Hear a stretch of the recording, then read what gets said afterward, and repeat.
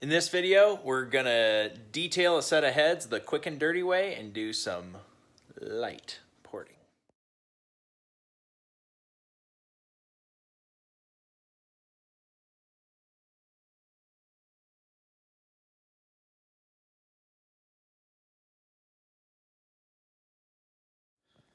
Okay, so we got these heads taken apart, and I'm not going to do really any porting, but there is this sharp ridge here where the seat is pressed into the head, and it wasn't blended into the runner. So I'm just going to blend that into the runner on all these, and then that'll be as much as I'm doing for porting. And then I'm just going to clean everything up, oil everything nice, and then clean the valves up and just lap them a little bit to make sure that they're seating and sealing properly. When you have your heads all apart like this and you're planning on cleaning them anyways, I recommend taking one of these deburring tools here and just going around the edges and hitting all the edges with it, and then it'll make it easier to clean, because you won't be cutting your rag on the sharp edges. So you want to make sure that none of this stuff is catching your rag. You really don't want sharp edges in here, because if you get like little burrs or sharp edges, that could lead to a knock or detonation, pre-ignition, whatever you want to call it. So when I'm detailing these things, I like to just hit it all with a razor blade, make sure I've cut off any of the old gasket. Then I just hit it with a Scotch-Brite, kind of just polish it lightly. If I have time, the best thing to do is take it to a machine shop and have them skim a couple thou off of it. And you get a little bump in compression that way, but always deburr the edges if you got it apart and you're going to clean it. And it'll just make cleaning it every time so much easier. Okay, so I have cleaned these cylinder heads. I just rinsed it with water and then blew it with air and hit it with some more degreaser and then rinsed it with water again and then more air. So then I took a Scotch-Brite pad and just hit these surfaces by hand to kind of lightly sand and kind of polish anywhere where there was old gasket material. So here are the blending that I did. So you can see now it's a smooth transition from the valve seat to the cylinder head, and you can see clearly where the color change is. Anyways, you can look down the intake port there, and you can see now it just looks a lot better. There is this boss here that I think, there might be some advantage to kind of smoothing that out a little bit. But I am mostly trying not to increase the volume of my runners at all, because this is a street motor, and I don't want to move my power band up in the RPMs at all. I want to keep it, keep all my low end power, so I'm not taking out a lot of material, just smoothing that transition so there's not a sharp edge there like there was before. Now another thing that I know you can do is you can kind of blend these edges here to smooth that out.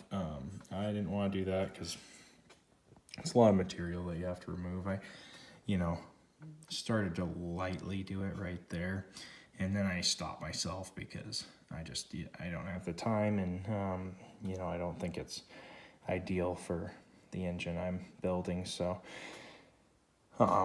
anyways, but that's something you could do if you were to do your own home porting job, is just smooth those out right there, and then knife edge around your valve guide. But you really want to be careful to make sure you're not removing any more material than you absolutely need to, because when you start doing that, you tend to move the RPM range where you're making power. So anyways, I was trying to avoid that, and I didn't do a ton of cleaning. I just kind of hit this with some alcohol and a Scotch-Brite to clean all the loose stuff off, and then a wire brush. So that's the extent of the cleaning I did. I'm doing kind of a quickie on this one. You can spend all day. I mean, you can never have these things clean enough. And really, I just want it to seal, and I don't want anything loose on it.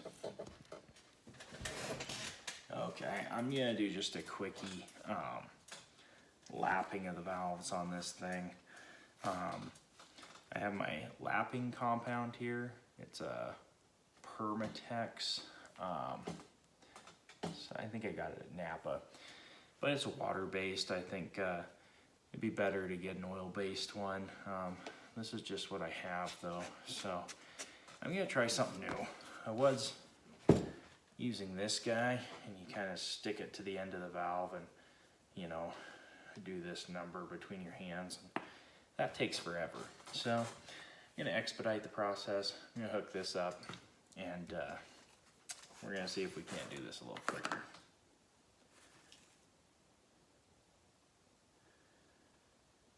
Just kind of getting that lapping compound all the way around on that seat there, and then make sure you put this in the spot it's actually going to go in during final assembly. So I have my valves marked here. I have the side that the casting number's on the head marked on my block that all my valves are on, and then the casting number is only on one side of the head, so the casting number's right here.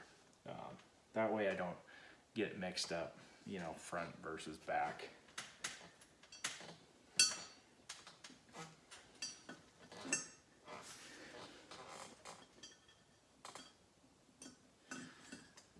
That was challenging. All right, don't shoot me, crucify me, but I am gonna hook this drill right up to the valve. I think this is gonna be the fastest way.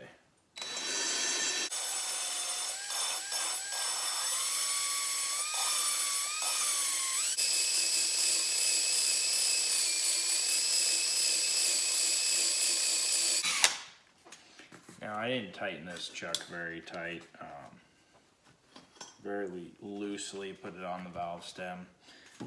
These valves are pretty hard, so pretty unlikely that I would damage it. The chuck teeth are also hard though, so I mean, there is that concern. But yeah, I just lightly clamped on it, and then I wasn't pulling hard or, you know, pulling up, right? Just trying to keep it straight and just lightly put pressure on that valve seat. I'm gonna clean this up. We'll see how she looks. There's kind of little spots of pitting. I don't know exactly what that's from, but it doesn't look amazing to me. I really don't like that. So, but I'm kind of in a hurry to get this engine going. I'll probably end up pulling it apart again to get some heads that are ported by Texas Speed. Maybe bump the compression just a little more for a little extra power, but for now I'm just gonna have to run that. So I'm gonna try to lap that a little more until most of that pitting is gone away. I'm not gonna get it completely out because that seems pretty bad, honestly, but I don't think your valve should look like that.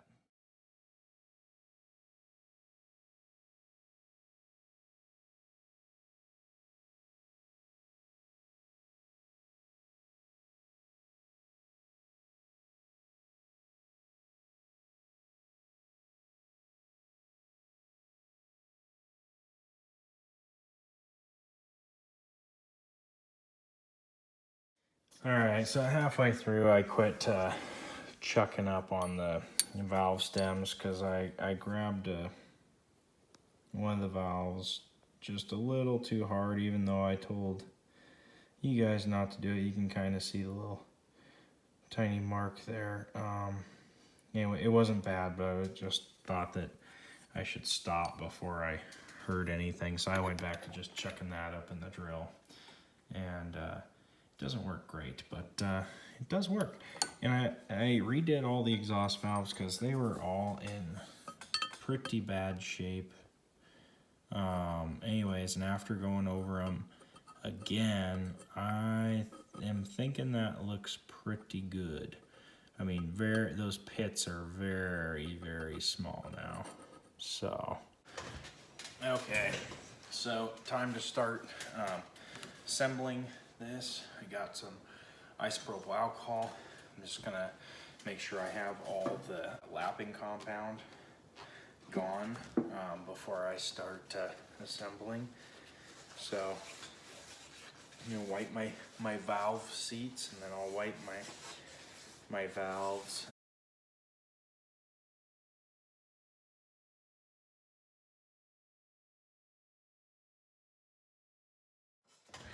Okay, so I'm gonna put all the valve seals in right now that all my valves are clean and stuff.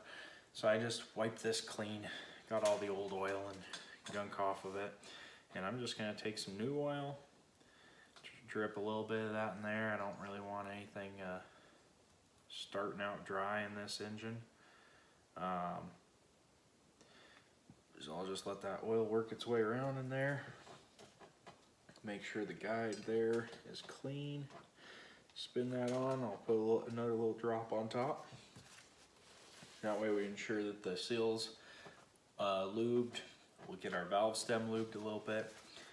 Probably don't want excess on it because you don't want a ton of excess oil in your chamber. It's going to end up on your spark plug, and it's not ideal. So yeah, just try not to use excessive amounts of oil, but you know, you don't want things dry.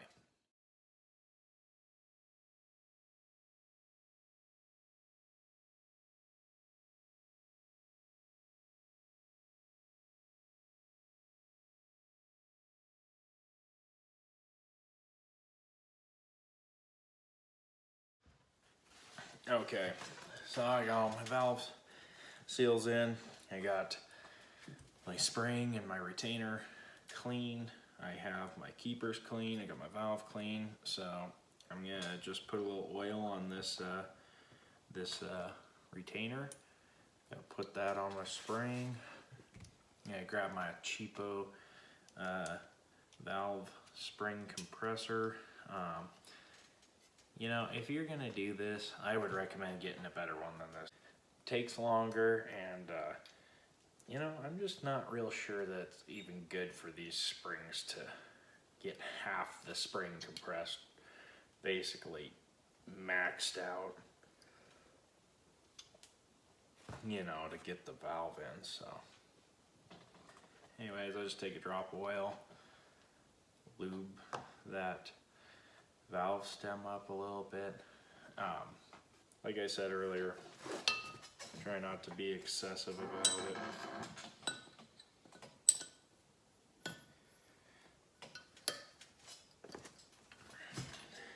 Okay, and then I take the spring and I just dip the bottom of it in oil, because I really don't want any just, you know, dry metal on metal in here.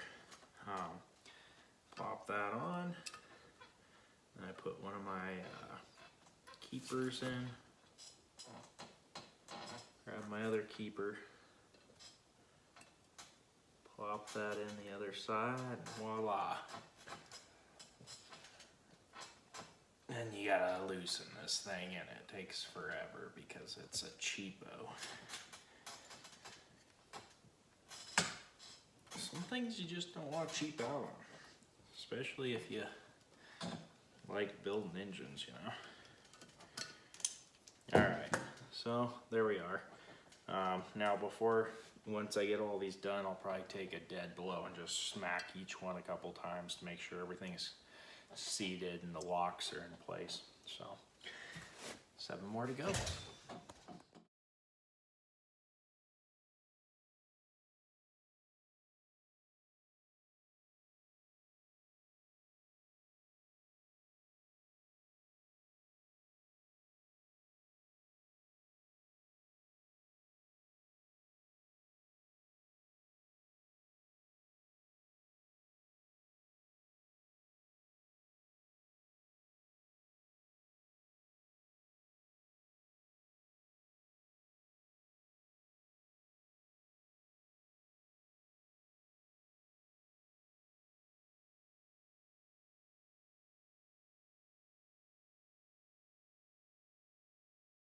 Well, there you guys go.